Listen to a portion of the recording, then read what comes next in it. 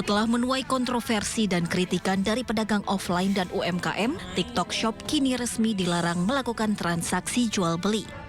Presiden Jokowi pun buka suara mengenai pelarangan social commerce seperti TikTok Shop di Indonesia. Menurutnya Indonesia telat melakukan pelarangan ini, sehingga efeknya sudah kemana-mana. Presiden juga memastikan pemerintah akan terus melindungi UMKM di platform digital.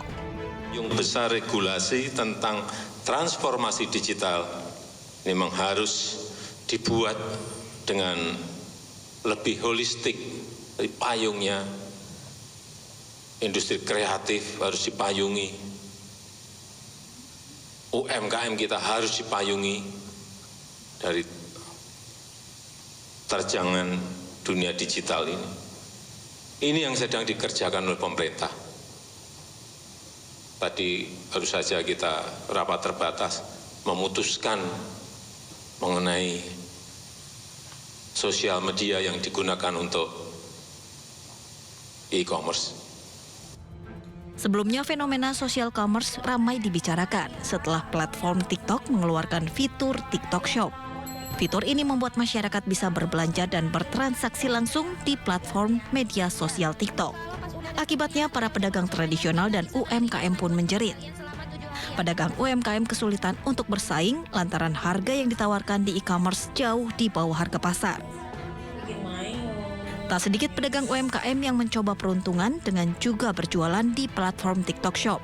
Namun, banyak selebriti yang ikut berjualan menyulitkan persaingan di sosial e-commerce. Tak hanya itu, akibat kalahnya persaingan tersebut, sejumlah pasar tradisional sepi pengunjung dan berakhir dengan gulung tikar.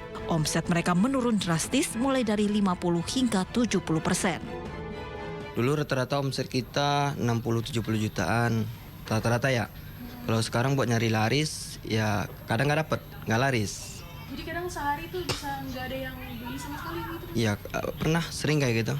Sering nggak ada Iya, yang beli sama sekali? nggak ada yang beli sama sekali. Paling kalau rame-ramenya dapat 1,5. Nantinya pemerintah juga akan mengatur cross-border commerce, di mana retail luar negeri tidak boleh menjual produknya langsung ke konsumen. Mereka harus melewati mekanisme impor biasa sebelum menjual barangnya di pasar digital Indonesia. Tim Liputan iNews melaporkan.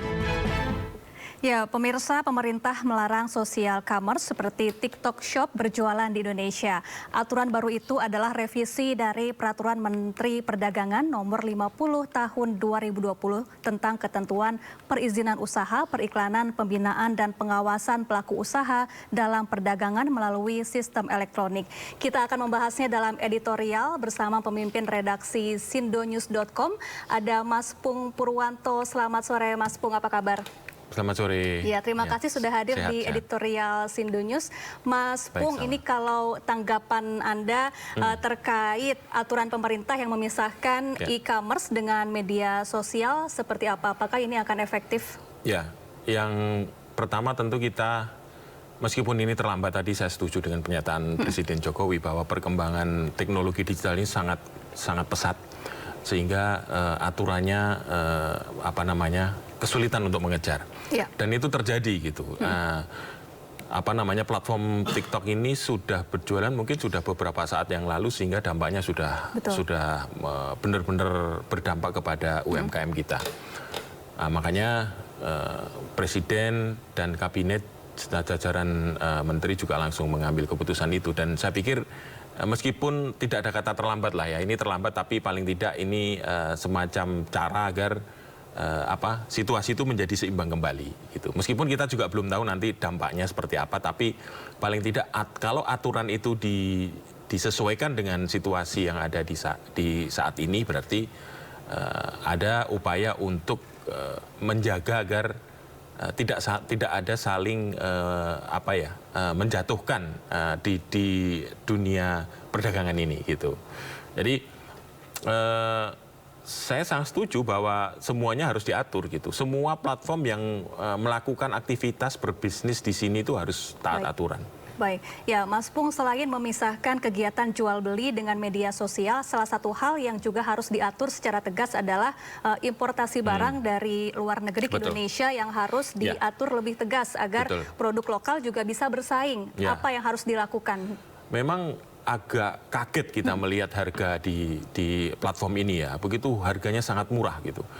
Sepatu 10.000, kemudian handphone ratusan ribu, itu kan bagi kita, bahkan kita sendiri sebagai konsumen ya senang-senang aja gitu. Tapi ini ternyata juga membunuh toko-toko lain yang juga mestinya mereka harus mengeluarkan biaya-biaya tambahan. Betul. Misalnya menyewa toko, terus kemudian membayar karyawan.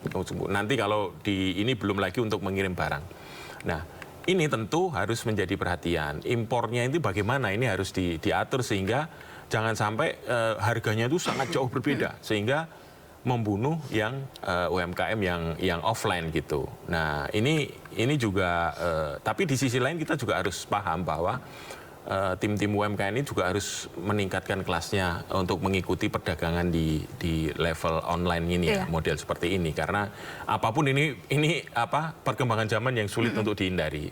Tapi paling tidak aturannya harus ada dulu gitu. Baik. Jadi jangan sampai nanti kita dihadapkan dengan pemain yang sudah besar sekali dengan semua infrastruktur dan kekuatan yang dia miliki, sementara kita ini pedagang kaki lima gitu ya, yang modalnya pas-pasan, kemudian kemampuannya juga terbatas gitu. Baik. Akan sangat tidak adil kalau itu Baik, Mas terjadi. Pung, ke depan agar para pelaku UMKM kita ini bisa menang, bersaing dengan produk-produk impor, apa nih yang harus dilakukan ke depan? Ya, paling tidak kita meningkatkan kemampuan untuk berjualan digital gitu. Memang tidak mudah, tapi ini sesuatu yang harus kita lakukan gitu. Dan itu peran pemerintah juga sangat penting. Intervensi dari pemerintah untuk menyeimbangkan aturan main itu menjadi penting. Terus kemudian pelatihan-pelatihan UMKM menjadi lebih penting lagi, dan juga menjaga kualitas dan pelayanan. Ini kan kalau jualan online itu kan pelayanan ya, apakah sesuai antara barang yang ada di platform itu dengan nanti yang akan diterima di tempatnya gitu kan. Baik, karena mau tidak mau habit manusia bergeser ya seiring perkembangan zaman. Itu sesuatu yang tidak bisa ditolak. Baik, terima kasih Mas Pung Purwanto, pemimpin redaksi sindonews.com telah bergabung bersama kami di editorial Sindonews. Iya, selamat sore. Sehat selalu Mas Ya. Pung.